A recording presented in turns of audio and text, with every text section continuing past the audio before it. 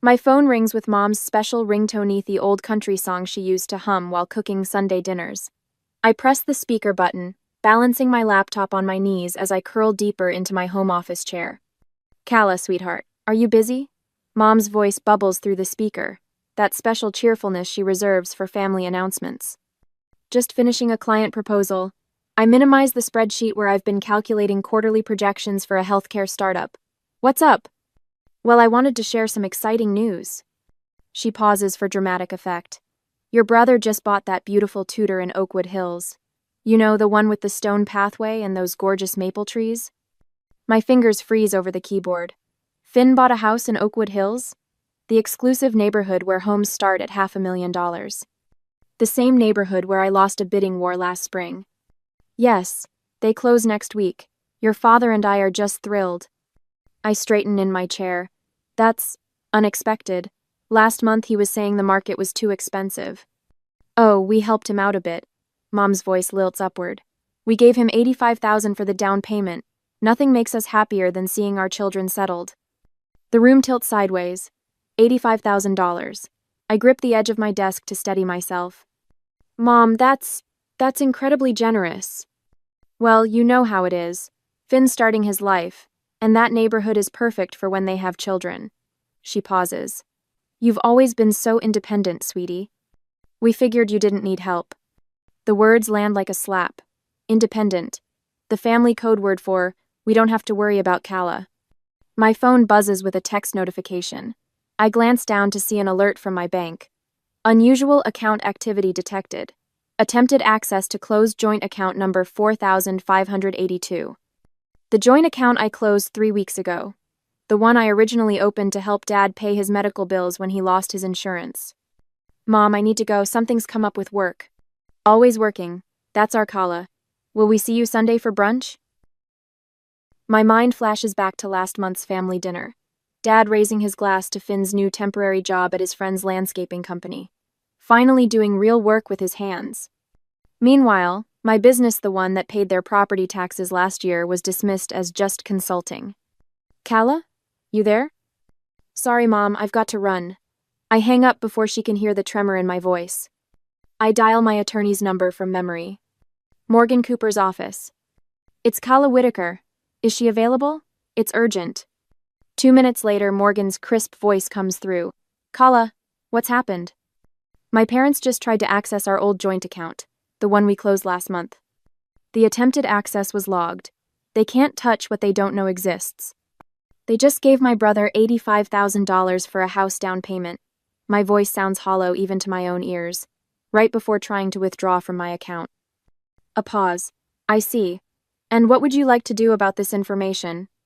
I open my laptop and create a new spreadsheet. The title forms under my fingertips. Family Karma Audit. In the first row, I type $85,000, given to Finn for house. $0, given to Calla. "Calla? Are you still there?" "I'm here." I reach into my desk drawer and remove the silver frame holding last year's Christmas photo, all of us smiling in matching sweaters, my arm around Mom's shoulders. I place it face down in the drawer. I'm just getting started. On Sunday during brunch, the afternoon sun filters through the bay windows as I kneel beside Mom, angling her phone to capture everyone at the patio table. Dad and Finn crowd together with Taylor, their smiles practiced and wide for the camera. "Just one more," I say, pressing the shutter button. A notification slides down the screen, a group text. My finger accidentally taps it before I can stop myself. "Whitaker family chat. No Calla." The breath freezes in my lungs. 3 years of messages from a thread I never knew existed. My eyes dart across the screen, catching fragments as I scroll quickly. "Dad, closing tomorrow on the Oakwood house. Finally beat those California transplants driving up prices." "Finn, that family that outbid us last year moved to Seattle. Karma. The family that outbid them. My bid. On the Tudor with maple trees that I'd fallen in love with last spring. Mom, remember we need to check Calla's joint account before she notices. Graham, can you stop by the bank Tuesday? Finn, Little Miss Independent won't even realize. She's too busy consulting to check her statements. Taylor, you guys are too much. Family takes care of family." My fingers turn to ice. I nearly dropped the phone. Kala? Are you finished? Mom's voice pulls me back. I hand her the phone, muscle memory taking over while my mind spins. Perfect shots, I manage to say, my voice surprisingly steady. I slip back to my place at the table, now hyper-aware of the physical distance. Everyone else sits clustered at one end, shoulders touching, voices overlapping while I occupy what suddenly feels like the children's table at Thanksgiving dinner. Finn leans forward, elbows on the tablecloth. So I was thinking about redoing the roof right away. The inspector said it's got 5 years left, but why wait? We're talking copper accents, architectural shingles. Sounds expensive, Taylor adds, her voice bright with anticipation. 18,000, right? I sip my water, calculations running through my head. That's a significant investment. How are you planning to cover that on your landscaping salary, Finn? The question comes out measured, curious rather than accusatory. The table falls silent. Mom's spine straightens as if pulled by a string. Why are you always so aggressive? She asks, her voice tight with warning. Dad places his fork down with deliberate care. That tone is unladylike, Kala.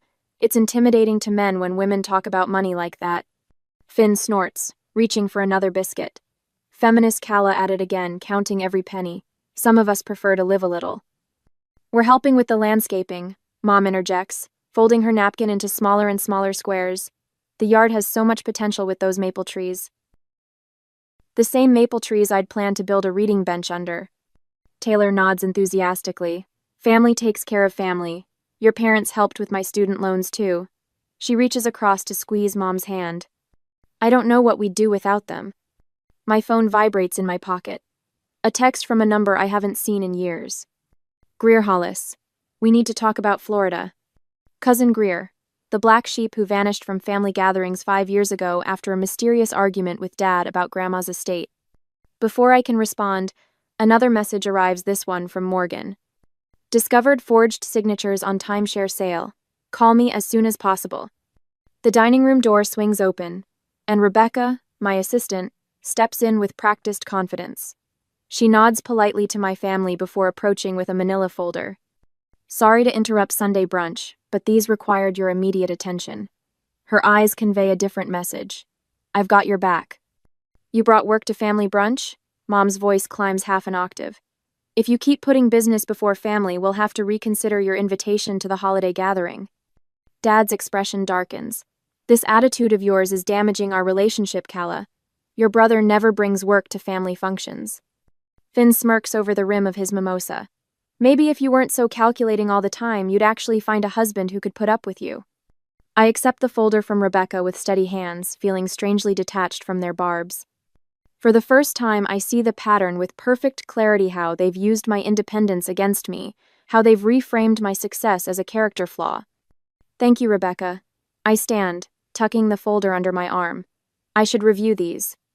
As I walk toward the guest bathroom, my phone buzzes again. Morgan's message is brief but electric. Documents received. This is worse than we thought. I lock the bathroom door and lean against the cool marble counter, confronting my reflection in the mirror. The woman staring back doesn't look betrayed or broken. She looks clear-eyed, resolute. The question forms in my mind with perfect clarity. Would I continue supporting people who see my independence as an invitation to take more? Or would I finally draw the line they've been crossing for years? The answer comes not in words, but in the straightening of my shoulders and the steel entering my spine. I open Rebecca's folder to find 15 years of family financial records, meticulously organized and highlighted. Attached to the first page is a sticky note in her precise handwriting. You didn't imagine it, it's all here. My phone vibrates at midnight, Finn's name flashing on the screen. I consider letting it go to voicemail, but answer on the third ring. Hey, what's going on? I keep my voice neutral, sliding out of bed and walking to the kitchen. Kala, thank God. Finn's voice carries that particular breathless quality he reserves for financial emergencies. The home inspection found black mold in the attic. I need 18,000 for remediation before we close next week. I fill a glass with water, taking a long sip before answering. That's a significant amount. What did the bank say? Come on, you know they won't extend the loan this late in the process. His voice shifts, softer now. It's just a short-term thing. 60 days, tops. The microwave clock glows 12:17 a.m. I place my glass on the counter with a deliberate click. Have you asked Mom and Dad? A pause. They suggested I call you. Said you're flush with cash from that healthcare contract. Of course they did. I trace a finger along the granite countertop, feeling its cool solidity against my skin. I can't help you, Finn. What do you mean you can't? Or won't? His voice hardens. This is family, Calla. Yes, it is. I end the call and block his number. The morning brings 3 voicemails from Mom, each progressively more wounded. The last one makes my stomach twist. Honestly, Calla, I don't understand why you're being so difficult about helping your brother. Aunt Judy asked about you at Bridge Club yesterday and I hardly knew what to say. Family supports family. That's how we raised you. I delete all 3 without responding and drive to my downtown office. The autumn sky stretches clear blue above the city skyline, mocking my darkening mood. Rebecca meets me at the elevator, coffee in hand and worry in her eyes. Your 10 o'clock canceled, but there's something else. Your parents are in the conference room. I stop mid-stride. What? They showed up 20 minutes ago. Said they needed to speak with you urgently. She lowers her voice. Your Kensington healthcare clients are due in 45 minutes. Perfect timing. I take the coffee, inhaling its bitter strength. Tell them they have 15 minutes. Mom rises when I enter, arms outstretched as if for a hug I have no intention of giving. Dad remains seated, examining the room with the appraising eye of someone mentally calculating square footage costs. Darling, we've been so worried. You haven't returned any calls.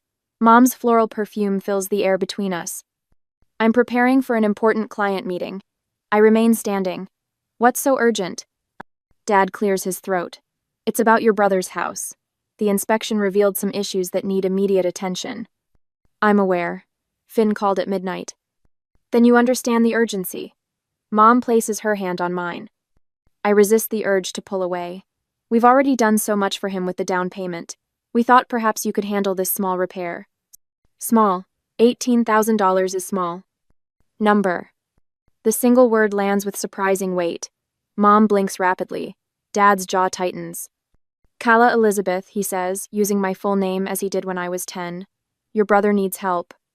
And I needed help last spring when I lost the bidding war on the house he's now buying with your money. My voice remains steady.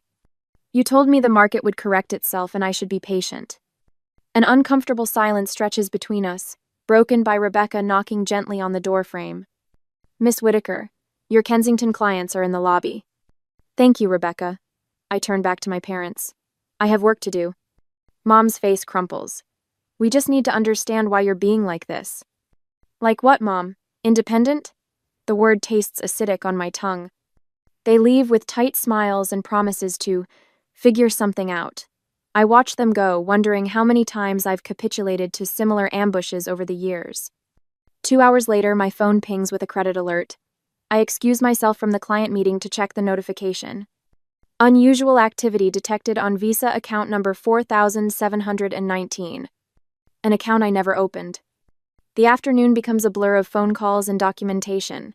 A credit card in my name with $9,600 in charges at home improvement stores. Family vacation photos on Facebook from a Lake Michigan trip I knew nothing about. A collection agency calling about Finn's truck loan with my forged signature as co-signer. This is a clear pattern, Morgan says when I call her. The attorney's voice carries the professional calm of someone accustomed to family betrayals. How soon can you meet? Tomorrow morning.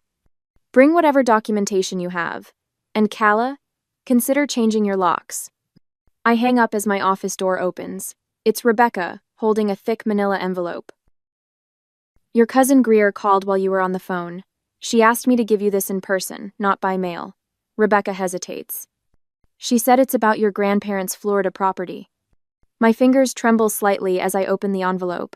Inside, a stack of notarized documents show a timeshare sale from 3 years Agawith, my signature on the transfer paperwork. A signature I never made. More damning is the second document. A copy of my grandparents' will, highlighting a separate inheritance designated specifically for me. Money I never received. My phone rings. Morgan. I've reviewed the preliminary documentation, she says without preamble.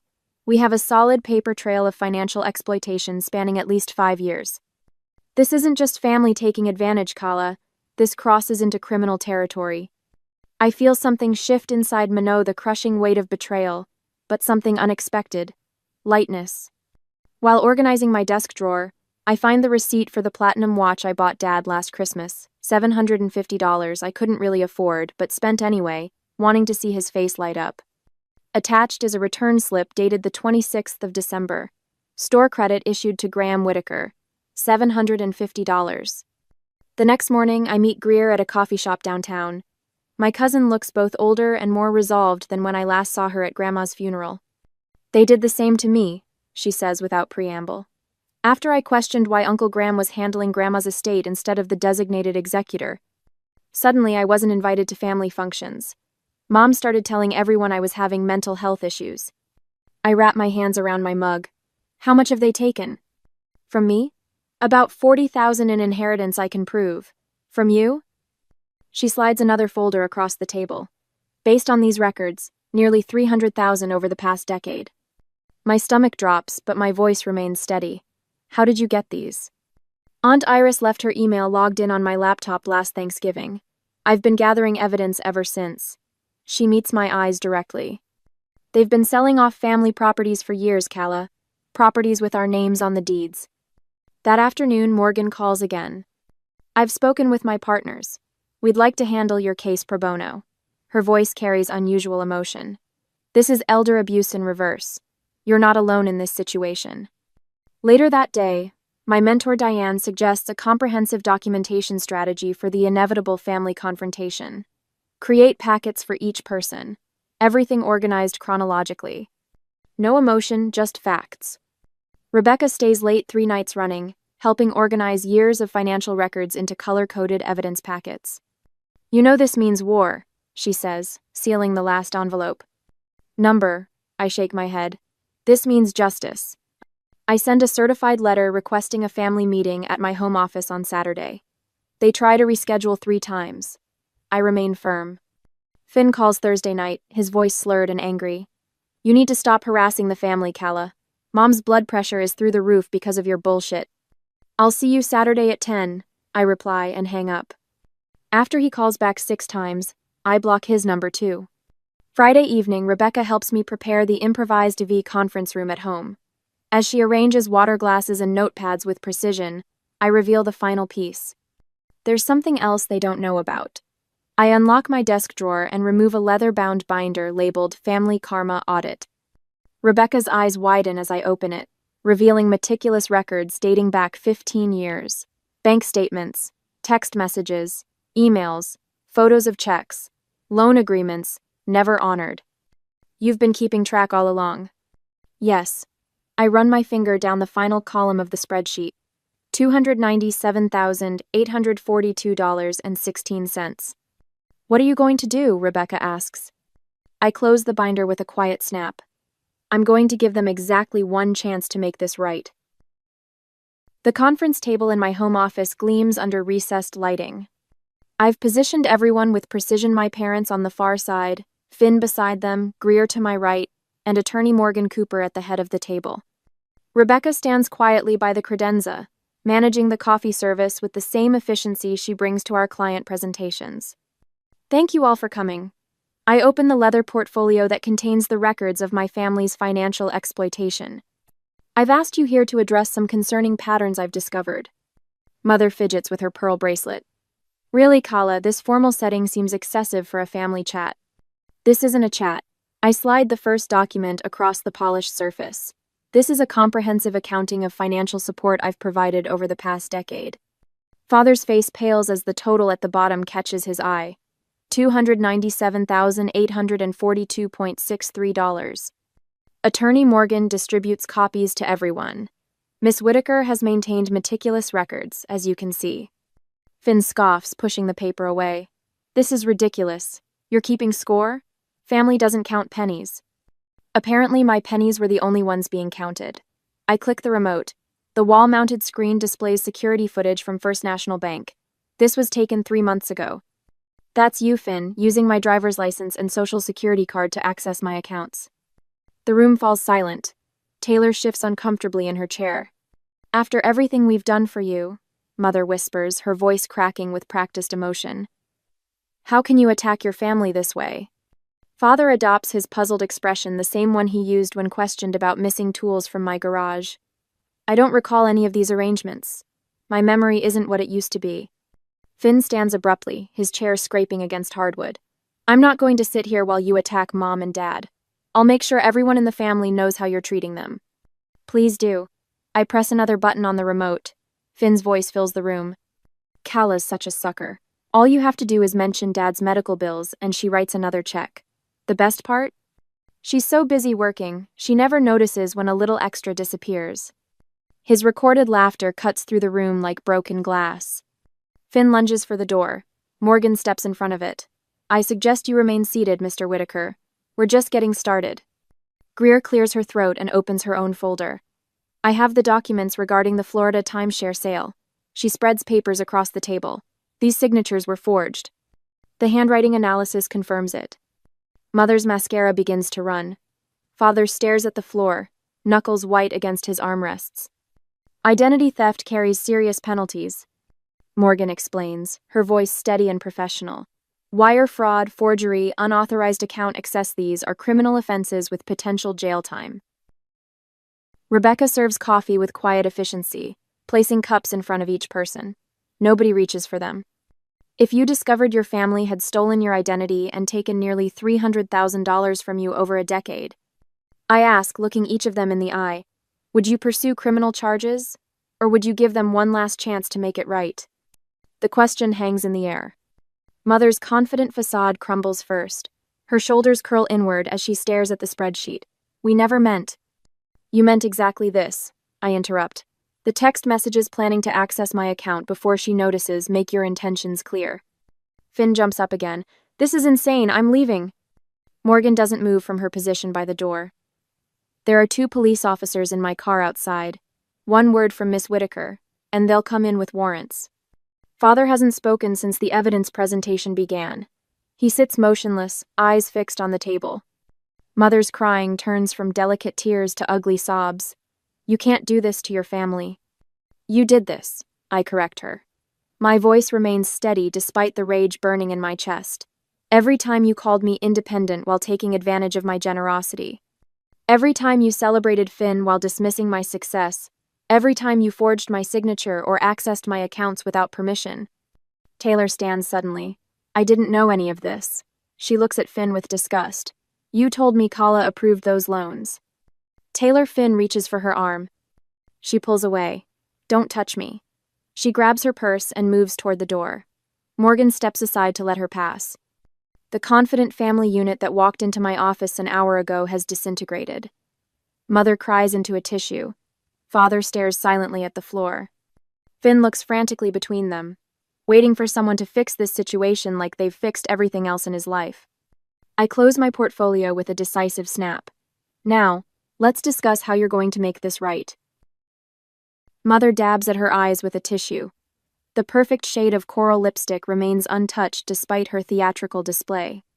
We just wanted to help Finn start his life, she says, voice wavering with practiced vulnerability. You were already so established with your business. Father leans forward, elbows on the polished conference table in my home office. We always intended to leave you more in the will, to balance things out. His fingers tap a nervous rhythm against the mahogany surface. Finn, slouched in his chair, perks up. What we need is a family healing retreat. Not all this legal nonsense. He gestures dismissively at Attorney Morgan, who sits beside me with perfect posture, her silver pen poised over her legal pad. Mother nods enthusiastically.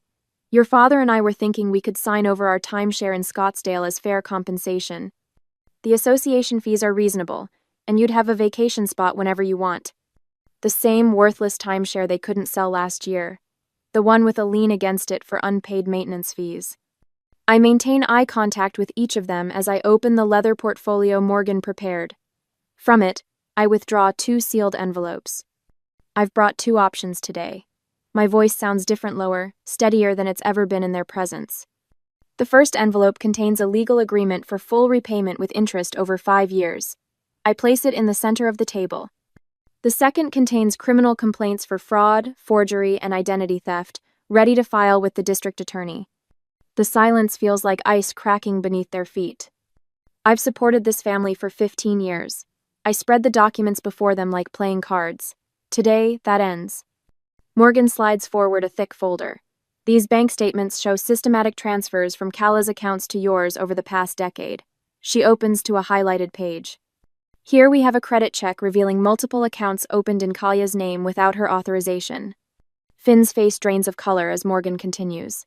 This notarized affidavit from the bank manager details your unauthorized access attempts to MissBrivenix.com. Whitaker's account specifically on the day you gave your son $85,000. Father stares at the ceiling. Mother's hands tremble.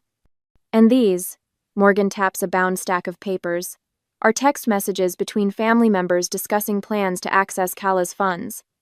Note the timestamps, they predate your gift to Finn by less than 24 hours. I stand, circling the table slowly. The room feels warmer now, my skin electric, with a power I've never allowed myself to claim. Mother, I stop behind her chair. You called me independent when you meant convenient. A reliable ATM who wouldn't ask questions. She flinches but doesn't turn. I move to Father. You taught me family comes first, then used that lesson against me. Every dollar I gave you was proof of my love, but never enough to earn yours. His shoulders hunch forward as if bearing physical weight. I reach Finn last. You forged my signature while calling me for sisterly advice about investments. Remember those late-night calls? You were holding my credit card application in your hand, weren't you? Finn stares at the table, jaw tight. Morgan slides the repayment agreement forward with 2 black pens. This option allows for monthly payments over 60 months. It includes provisions for early repayment without penalty. The grandfather clock in the hallway ticks 13 times before Mother reaches for a pen. Father follows, then Finn.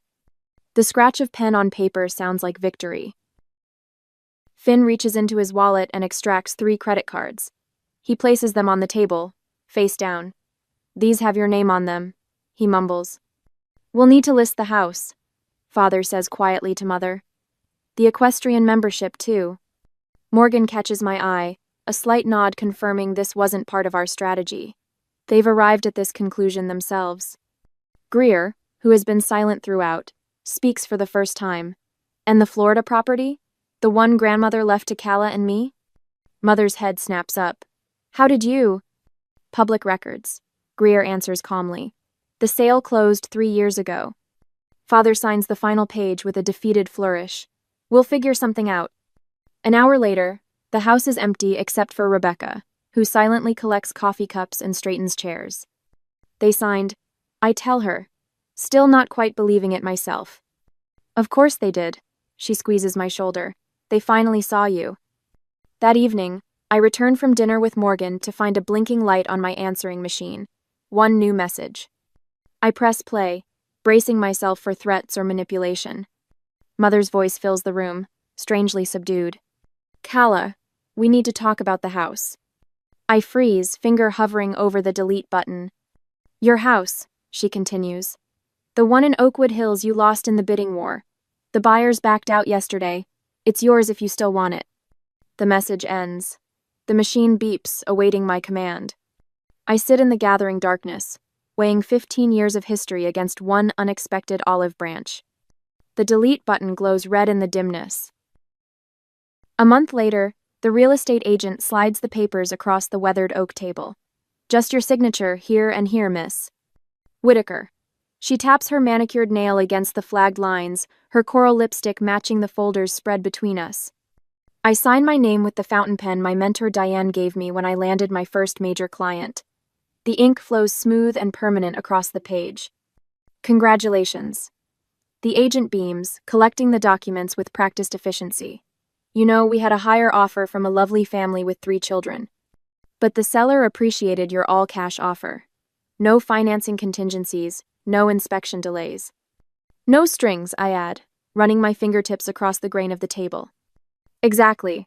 She hands me a set of keys attached to a handcrafted leather fob. This one's paid in full. No mortgages, no loans, no strings. The keys feel substantial in my palm, solid brass that catches the light streaming through the cabin windows. Through the glass, I can see the lake shimmering under the afternoon sun, ripples catching the light like thousands of tiny mirrors. I stand alone in my new space after the agent leaves, breathing in the scent of cedar and pine. The silence wraps around me like a favorite blanket knot, the suffocating quiet of family dinners after I asked uncomfortable questions, but the peaceful stillness of belonging only to myself. My phone chimes with a text from Morgan. Still coming at 4 for the official tour? I smile and type back, champagne's already chilling. The mail carrier arrives as I'm arranging cheese and fruit on a serving board. I recognize the cream-colored envelope immediately, the same type my parents used for my college graduation card. The one that contained congratulations but no check, unlike the generous gifts my brother received for much lesser accomplishments. This envelope feels different, heavier. Inside, I find a check for $3,500 and a handwritten note on my mother's monogrammed stationery. We're sorry. 2 words. No excuses, no justifications, no attempts to explain away years of financial exploitation. Just the first installment of repayment and an acknowledgement I never expected to receive. I place the check in a folder labeled Restitution Payments and continue preparing for my guests. Rebecca arrives first, carrying potted herbs for my kitchen windowsill. Greer follows with a hand-woven blanket in sunset colors. Morgan brings a bottle of expensive scotch and news that makes me pause while pouring water for the fresh flowers. Finn's house is listed as a short sale, she says, accepting the glass of champagne I offer. Your parents sold their Cadillac and that boat your father was so proud of. They're moving into a senior apartment complex next month. I nod, feeling neither vindication nor sorrow. And the timeshare proceeds? Greer received her first payment yesterday. Morgan raises her glass toward my cousin. Everything proceeding exactly as legally agreed. We gather around the fireplace as evening approaches, the 4 of us forming a circle of hard-won trust. On the stone mantel above us sits a simple frame containing a printout of my final family karma audit spreadsheet, the words "account settled" written in bold across the bottom. To chosen family, Rebecca says, raising her glass. To independence, Greer adds. To boundaries with consequences, Morgan offers with professional satisfaction. I look around at these women who stood beside me when blood relations failed. To freedom. Later, after they've gone, I sit on the dock with my feet dangling above the water. The lake stretches before me, vast and uncomplicated. My phone buzzes in my pocket, Mom, appearing on the screen with that old country song ringtone I never changed. I silence it without answering and watch the sun sink lower, painting the water in warm gold. The weight that lived between my shoulder blades for years has finally dissolved. Independence isn't what made me unworthy of their help. Independence is what finally set me free. If your family uses your strength as a reason to withhold support while draining your resources, would you have the courage to show them exactly how independent you can be? What would your family karma audit reveal if you started keeping track today? Share your thoughts in the comments. I read every single one.